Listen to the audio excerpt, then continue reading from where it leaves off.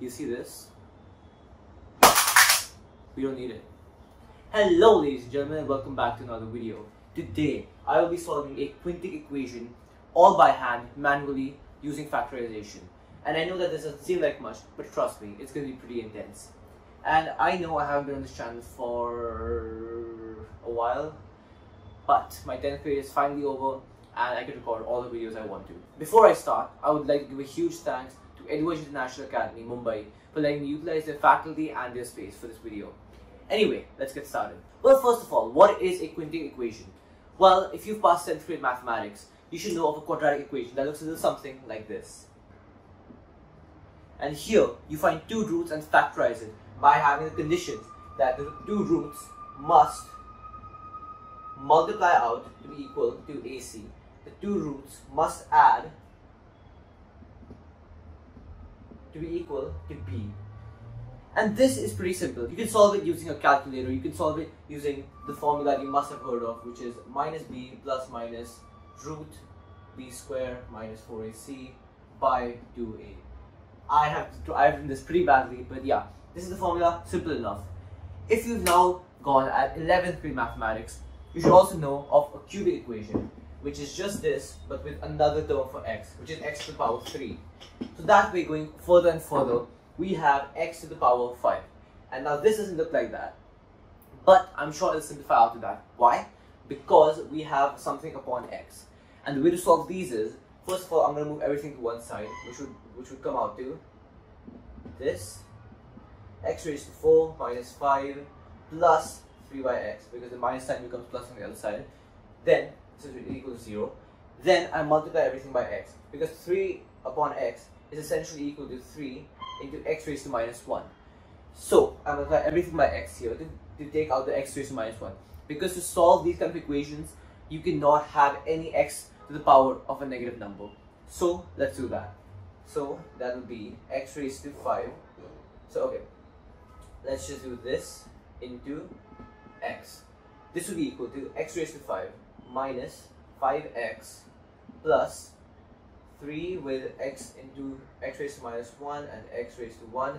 The rule for this, the rule for multiplying two terms with powers, two the same terms with powers, is you add the powers. So minus 1 plus 1 is equal to 0. So x raised to 0 into 3, which anything raised to 0 is just equal to 1. So 3 raised to 1, which is just equal to 3.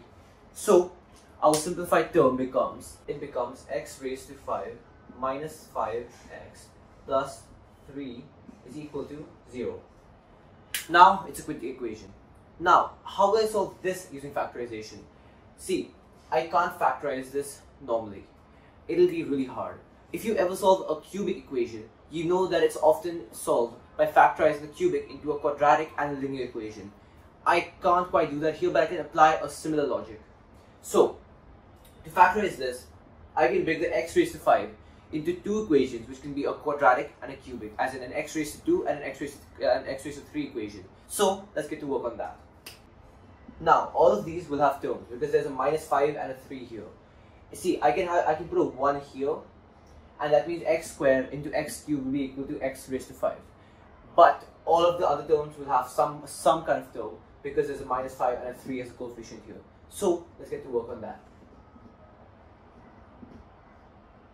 This is what I end up with. Now, I've put this equal to 0, but I can't quite do that yet, because I have to find all of these terms.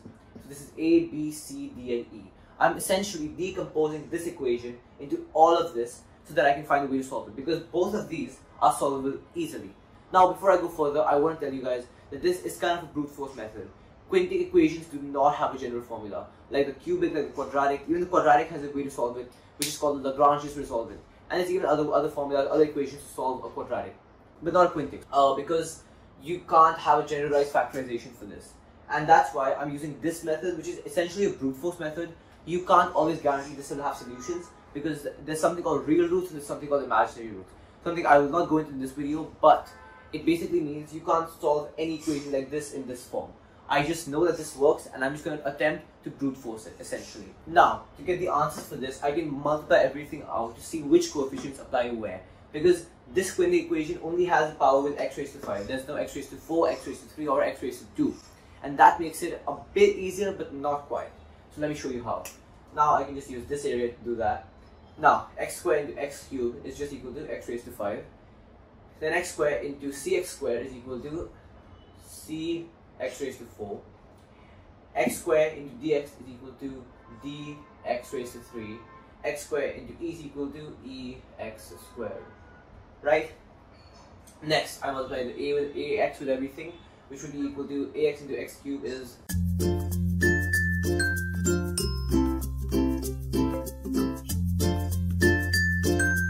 dx, and b into e, which is just be.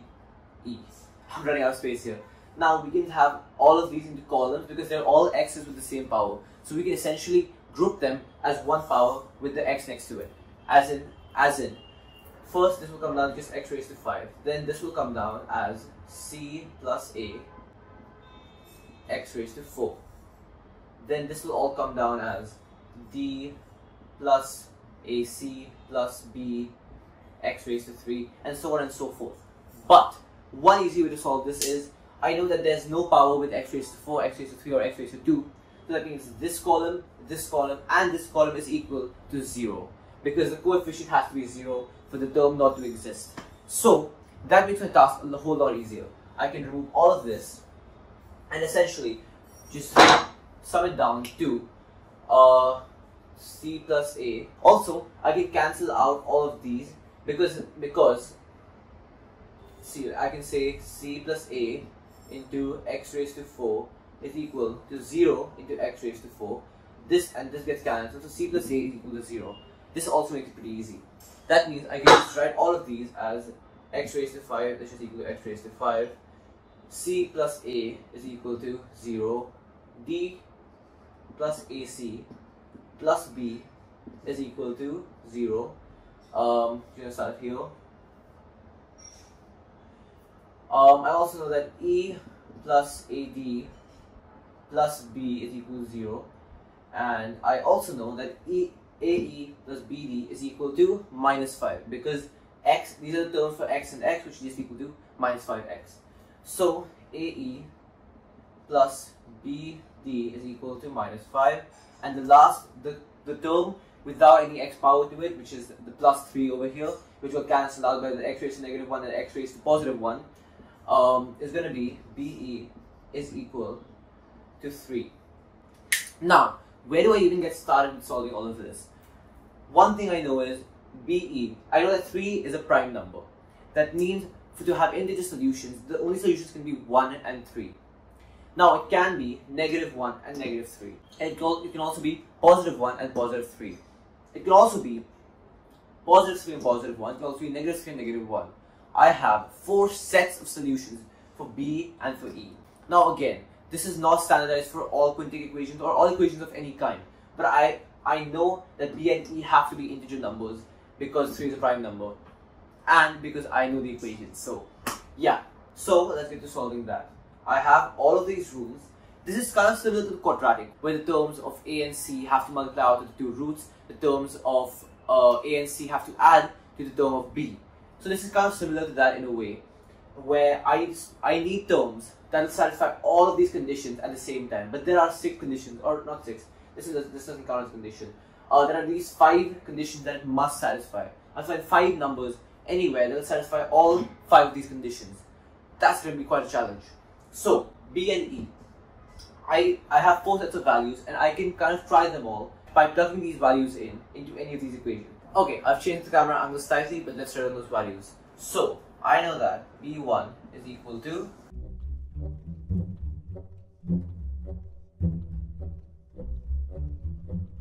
negative 3.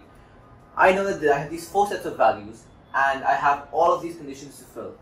How am I going to do that? Let's see what else I know about this. So, I know that C plus A is equal to 0, so that means C is equal to negative A, or A is equal to negative C. Okay, so now that we have these 4 sets of values, I think we can plug it into some of these simultaneous equations. Or sorry, plug into some of these equations and then make them simultaneous. So, let's see. Wait, first of all, it should be BC. My bad. Because this is E plus AD plus BC is equal to x squared. or xx squared. Anyway,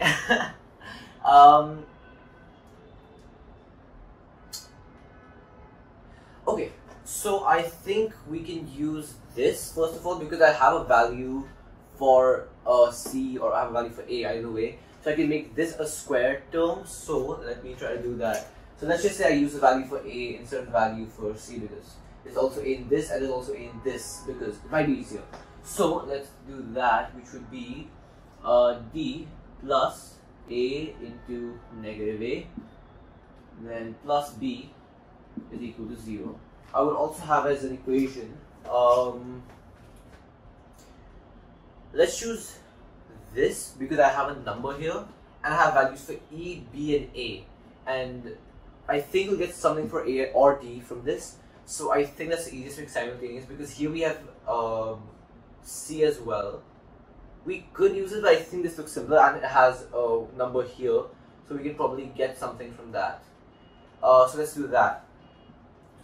I'm using this and I'm using this and I'm also using this. So let's do that. That become, I don't really have any values right now, so I'll just write it as it is, which is ae plus bd is equal to 0. Okay, a quick correction here. ae plus bd is equal to -5 and not equal to 0, and I correct this later on.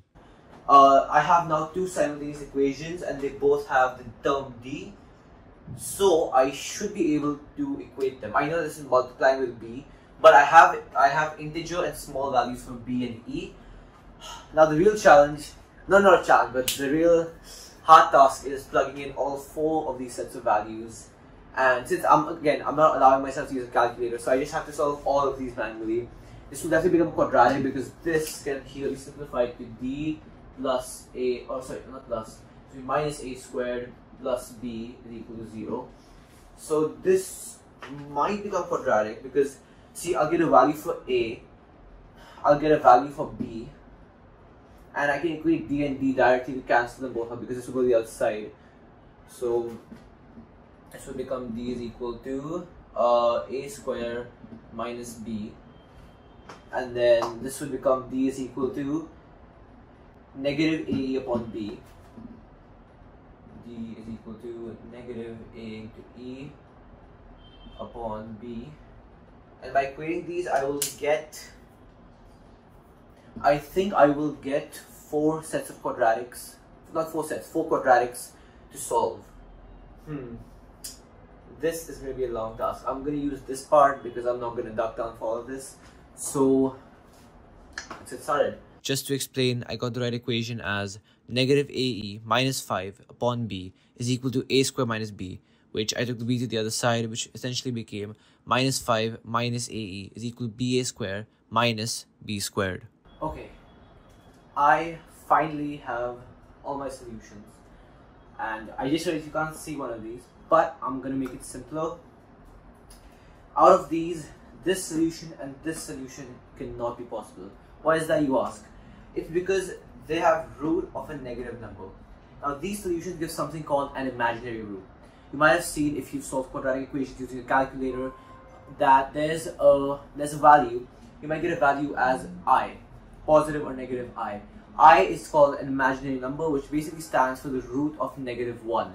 So we can't have imaginary solutions for this. I mean, we can, but they don't actually help you anyway, at least not at this level. So I can essentially just eliminate these 2 solutions directly, which is a massive help because I only have 2 sets of values to try. Yeah. I'm gonna write this and this solution over here. Now, what's also good about this is these are both perfect roots. Root 49 is 7, root 25 is 5. That means I have, sorry, not 2, I have 4 integer solutions. They're all integer solutions that I can get for the values for A. 4 of them to try, and 4 values of D I will also get. And this is going to be another long and painful process. Essentially, the values I would get here would be, it should just be -1 plus -7. I can just write these here. -1 plus -7 over 6. -3 plus -5 over 2. And the solution I'll get for this is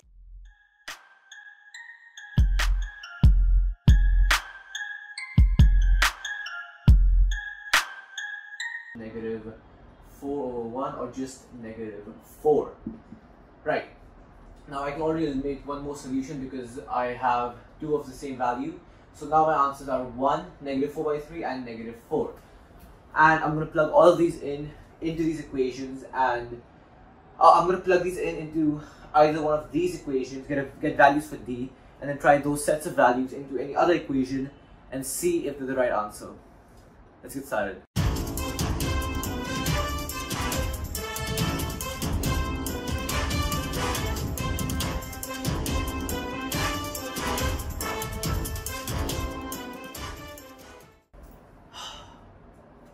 Okay, I am on the last step of this equation.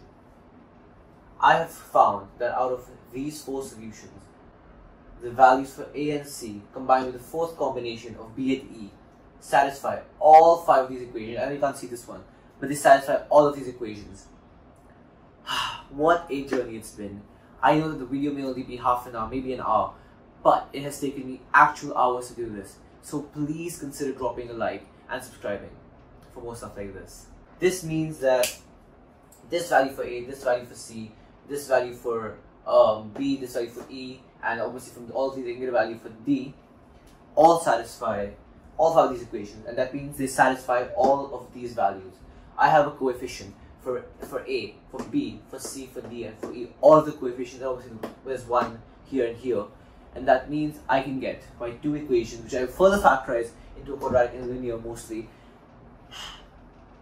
and I'll solve it. Right. So let's get started. As you can see, I've erased most of the board, just leaving these. In fact, I can cancel number 1 here because it's not valid. All I need is number 4, and neither of these either, which I can just quickly erase. And I can now complete all of these values for A, B, C, and D. So first, let's start with finding the value for D, which I can find through any one of these equations. Let's just use this one because D is separate. And I don't have to divide anything. So D plus A into C, which is 1 and negative 1. That's just negative 1 plus B, which is, I'm getting the combination of minus 1 is equal to 0, which means D is equal to, or I can just write D minus 2 is equal to 0, which means D is equal to 2. A is equal to 1, B is equal to negative 1, C is equal to negative 1, D is equal to 2, and E is equal to negative 3. Wow! My coefficients are surprisingly integer numbers and really small numbers, so hopefully easy enough to deal with. I didn't actually expect to get complete integer coefficient for any of these besides B and E. In fact, even for B and E it was doubtful, but I have gotten it. And without any further ado, let me get to the last part, which is just the simple factorization and the answers. Now I just realized there is a problem here. To factorize a quadratic, at least the method I've learned in 10th grade in Add Maths, is where you already have one value of x from either the calculator or either the graph or something like that. I know that there's a way to solve this. There's something called the Lagrange's resolvent, which is a complicated technique derived from the quadratic equation solving. But it's unfortunately something I do not know as a 10th grade student, or even a college student actually. So I will have to use my worst enemy, the calculator, at least for one of the answers. The other two I will get on my own by doing long division, polynomial long division, and factorizing. But I mean, at least this one I can factorize, I think. Can I? Oh, I can't. Oh, I can't. Uh-oh. I mean, I can get an answer for this because I can use a quadratic equation. Yeah, that should be fine. Plus minus root b squared, which is just 1, minus 4 into a into c, which is just plus 4, divided by 2, which just gives me root 5 over 2, which was actually one of my initial solutions, just completely by accident. So I have two of my answers right here. Right, and then to factorize this, see, I can try plugging in the normal numbers like 1, 2, 3, negative 1, negative 2, negative 3 to try to get an answer, but that's just brute forcing, and I think I've had enough brute forcing for the day. So, I know I promised I'd do this without a calculator, but I have to. So, I can just use, as you can see on the calculator, I will just give one root. 5, 4. Okay, to be fair, two solutions here are imaginary, which means that they're not real solutions, which means that they are not valid. That means, since I have two real solutions here and one here, this equation should have three real solutions, which I will now write out. I can get my solutions as x1 is equal to minus 1 plus root 5 over 2. Then x2 is equal to minus 1 minus root 5 over 2. And x3 is equal to 1.276. Oops, wrong color. x3 is equal to 1.276. That's it. The entire equation solved. That's it. That's the solution to this equation, which is essentially this equation. That took several hours to solve. That took so much time. Unnecessarily, because I'm stubborn and I want to solve it using factorization and completely manually, besides that one answer. So here are my rational answers, and wow, it has really been something. I attempted to solve an equation similar to this one back in 2022 in lockdown, and I failed miserably. And just watching this gives me a certain sense of satisfaction, something I really can't express, and it's really something, I guess. So again, as I've pointed out before in the video, this will not work for 99% of equations. This is a very specific Quintic equation for which I know solving by factorization works. So if you get a random Quintic equation or even an x to the power 4 equation, do not try to solve it with this. You will fail miserably, okay? Here I've gotten some amount of rational answers, and yeah, I still don't know if this working is completely right. I hope it is. If you found any flaws throughout this video, please point out in the comments. And yeah, that's about all I have for you guys today. That was quite a journey, and thank you for being with me through it. Thank you so much for watching, and I will see you in the next one. Goodbye.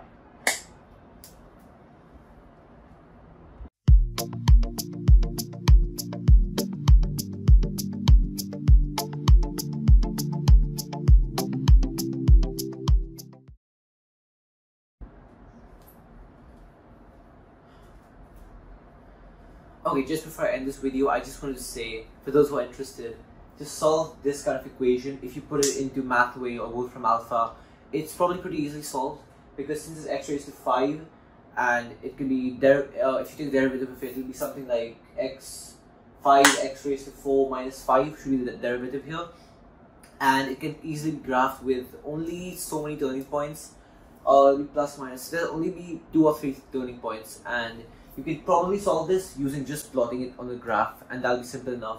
Even besides that, you can probably solve it using other ways, like finding the y-intercept or the x, finding the y equals 0 line, which is the x-intercept. And there are definitely easier ways to do this. Even a computer could probably solve it using other ways, using long division or other techniques that I probably don't know. But the whole point of this video was to solve it manually, to prove that I can solve it, prove that anyone can solve this manually by factorization. Again, specifically for this equation. But yeah, I just want to add this before I end the video, because this is completely unnecessary, honestly. In this day and age, you can just use a computer to solve anything, and it'll do it in a matter of milliseconds. Once again, a huge thank you to Voyage International Academy for letting me use their space, which is absolutely fantastic, and they're amazing mark pens, which I probably finished in the duration of this video. And yeah, that's about it.